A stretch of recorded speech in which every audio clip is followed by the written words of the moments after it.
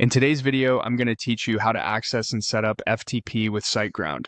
By the end, you'll know exactly where to go in your Siteground dashboard to manage your website's files and position yourself to use FTP confidently and securely. First, open your browser and head to the My Siteground login page. Sign into your hosting account, and once you're in, consider bookmarking the dashboard so you can return to it quickly in the future. Keeping this page handy will save time whenever you need to manage files or adjust settings.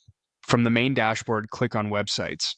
This is the central hub where all your hosted sites are listed.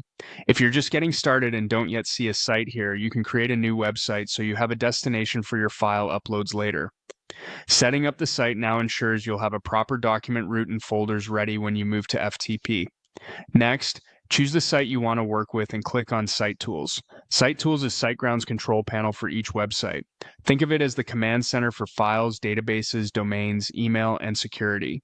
It's also the place you'll reference when preparing to connect with an FTP client. Inside Site Tools, go to the Site section.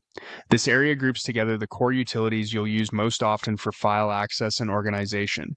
It's designed to make navigation simple, even if you're new to hosting. Now, open File Manager. This built-in tool lets you browse, upload, rename, and delete files directly on your server without leaving your browser. Spend a moment getting familiar with the folder structure. You'll typically see a public YAML directory, which serves as the web root for your primary domain. Knowing this path is important because when you connect with FTP later, this is where you'll upload your site files so they're visible on the web.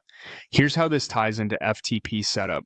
File Manager shows you exactly where your files live and what your site structure looks like, which reduces errors when you start using an FTP client. Within Site Tools, this same area is where you'll reference your connection details and manage FTP access.